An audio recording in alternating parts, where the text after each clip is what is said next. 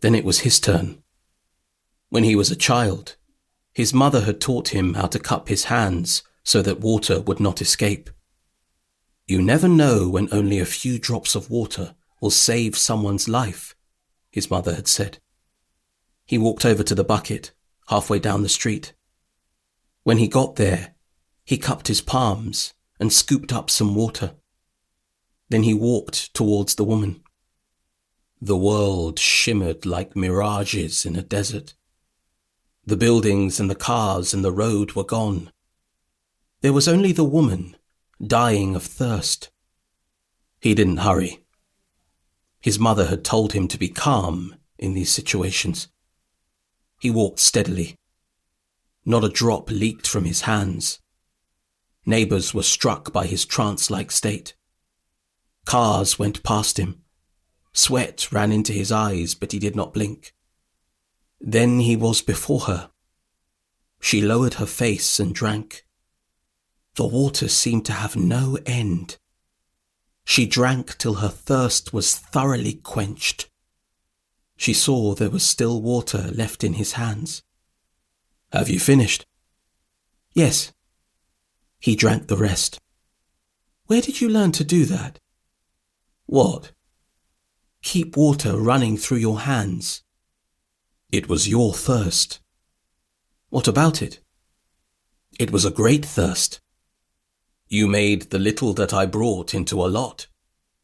"I was thirsty." "You took your time. I could have died by the time you got to me. I could have rushed and brought you nothing." "You have no idea how hot it was. Like the desert." "Do you know the desert?" "Yes," she said, looking around. 2. Knowledge. The hall was packed. People had been speculating about the talk for weeks.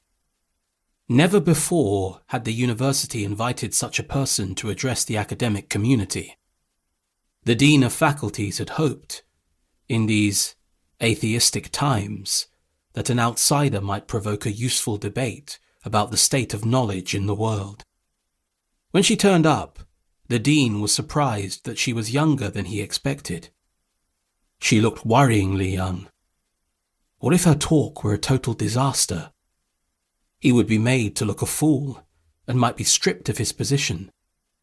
But the moment had arrived. He made the most non-committal of introductions and fled the stage. The speaker had made only one request. She did not want a lectern. She wanted only a table with a bowl of water and a transparent glass.